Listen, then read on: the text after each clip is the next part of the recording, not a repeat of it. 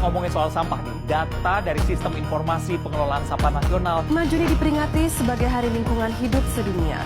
Ironis, kondisi laut Indonesia kini berada dalam situasi kurang beruntung. Beberapa titik tempat penampungan sampah ilegal di bantaran Sungai Cikeas, Bogor, Jawa Barat kian memprihatinkan. Tumpukan sampah menggunung.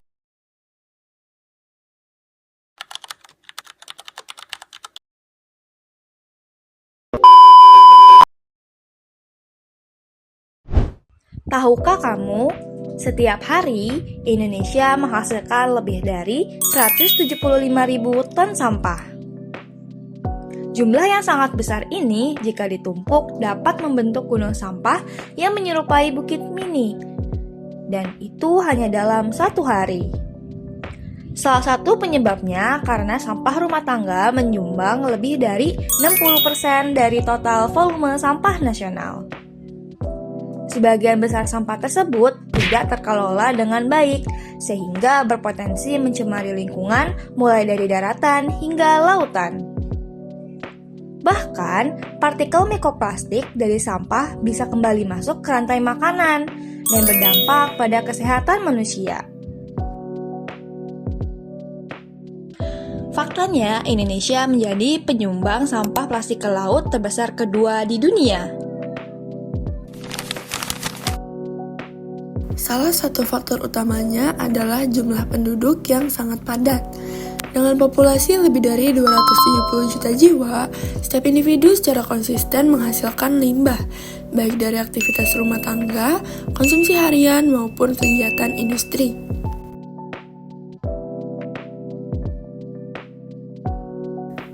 Jika setiap orang membuang satu kantong sampah per hari, maka kita berbicara tentang ratusan juta kantong setiap harinya. Jumlah yang luar biasa besar, dan itu belum termasuk sampah dari sektor komersial, fasilitas umum, dan institusi lainnya. Namun, persoalan tidak berhenti pada kuantitas. Tantangan terbesar terletak pada sistem pengelolaan yang belum optimal. Namun, persoalan tidak hanya berhenti pada kuantitas. Tantangan terbesar terletak pada sistem pengelolaan yang belum optimal. Banyak sampah yang tidak dipilah, tidak didaur ulang, dan akhirnya menumpuk di tempat pembuangan akhir atau mencemari lingkungan sekitar. Padahal, sebagian besar sampah memiliki potensi untuk dimanfaatkan kembali, baik melalui daur ulang, kompos, maupun pengurangan sejak sumbernya. Tanpa kesadaran kolektif dan sistem yang terintegrasi, masalah ini akan terus membesar dan berdampak pada kesehatan, lingkungan, serta perubahan iklim. Jadi, ketika kita bertanya mengapa sampah di Indonesia begitu banyak, jawabannya bukan semata karena jumlah penduduk, tetapi juga karena pola konsumsi, perilaku, dan sistem yang belum sepenuhnya mendukung pengelolaan yang berkelanjutan.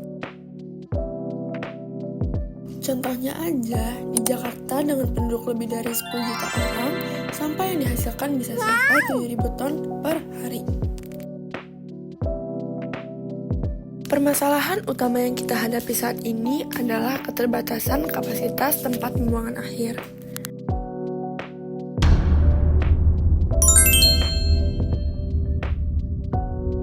Akibatnya, volume sampah terus meningkat dari hari ke hari, menumpuk tanpa pengelolaan yang memadai. Jika kondisi ini dibiarkan berlarut-larut, dampaknya tidak hanya merusak lingkungan, tetapi juga memberikan tekanan besar terhadap aspek ekonomi. Biaya yang harus dikeluarkan untuk mengelola sampah, mulai dari pengangkutan, pemrosesan, hingga pemeliharaan fasilitas, dapat mencapai miliaran rupiah setiap bulannya. Hal ini tentu menjadi beban yang signifikan bagi pemerintah daerah maupun masyarakat. Oleh karena itu, diperlukan solusi yang lebih cerdas dan berkelanjutan. Pengelolaan sampah tidak bisa lagi hanya mengandalkan sistem buang dan angkut.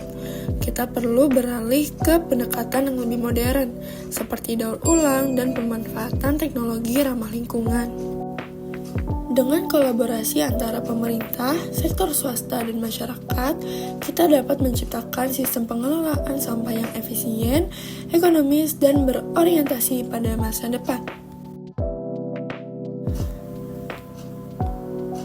Dan salah satu cara yang paling mudah yang bisa kita mulai dari rumah adalah daur ulang sampah.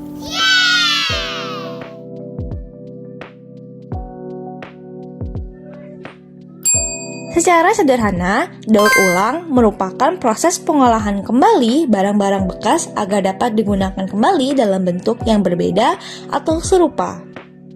Sebagai contoh, botol plastik yang telah digunakan dapat diolah menjadi bahan dasar pakaian, kertas bekas dapat diproses menjadi buku baru, dan kaleng dapat dilebur untuk dijadikan berbagai produk logam lainnya. Selain berperan dalam mengurangi volume sampah yang menumpuk, kegiatan daur ulang juga memiliki nilai tambah secara ekonomi. Barang yang semula tidak bernilai dapat diubah menjadi produk baru yang memiliki fungsi dan nilai jual. Merupakan isu kompleks yang tidak dapat diselesaikan oleh satu pihak saja. Diperlukan kerjasama yang erat antara pemerintah, masyarakat, dan berbagai pemangku kepentingan untuk menciptakan solusi yang berkelanjutan. Pemerintah telah menjalankan berbagai program strategis seperti pendirian bank sampah, penerapan prinsip 3R, reduce, reuse, dan recycle, serta edukasi lingkungan yang bertujuan meningkatkan kesadaran publik terhadap pentingnya pengelolaan sampah yang bertanggung jawab. Namun, keberhasilan program-program tersebut sangat bergantung pada partisipasi aktif masyarakat. Tanpa keterlibatan warga, upaya yang dilakukan pemerintah tidak akan memberikan dampak yang optimal. Peran masyarakat dapat dimulai dari langkah-langkah sederhana, seperti memisahkan sampah organik dan anorganik di rumah. Meski terlihat kecil, kebiasaan ini memiliki dampak besar dalam mendukung sistem pengelolaan sampah yang lebih efisien dan ramah lingkungan.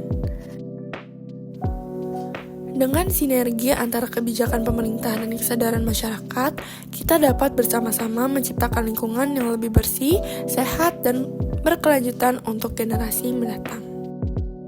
Tapi ya kenyataannya nggak semudah itu. Tantangan terbesarnya adalah kesadaran masyarakat yang masih rendah dan fasilitas daur ulang yang belum merata di berbagai daerah. Masih banyak orang yang belum benar-benar paham pentingnya memilah sampah dari rumah. Kadang bukan karena nggak mau, tapi karena belum tahu caranya atau nggak ada tempat penampungan yang mendukung. Belum lagi kebiasaan buang sampah sembarangan yang udah mengakar dari dulu. Di sungai, di jalan, bahkan di tempat wisata yang masih sering banget kita temui. Padahal semua itu punya dampak besar buat lingkungan. Dari banjir, pencemaran air, sampai penumpukan sampah yang makin hari makin parah. Jadi memang butuh waktu, butuh edukasi yang konsisten, dan yang paling penting komitmen bareng-bareng dari masyarakat, pemerintah, dan juga sektor swasta. Kalau semuanya bisa jalan beriringan, bukan nggak mungkin Indonesia bisa jadi negara yang lebih bersih dan lebih sadar lingkungan.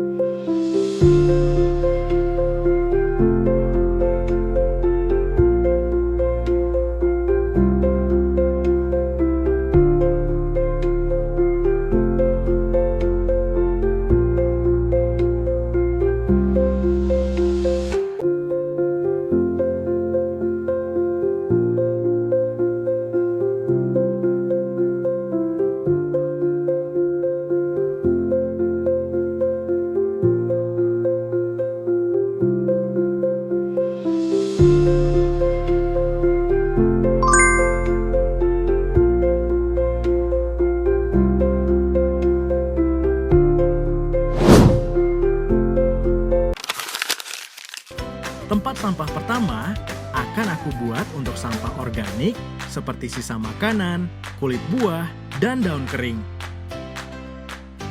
Tempat sampah kedua untuk sampah guna ulang seperti botol kaca atau plastik dan kaleng makanan atau minuman. Tempat sampah ketiga adalah sampah daur ulang untuk kardus, koran bekas, wadah makanan karton, dan karton minuman.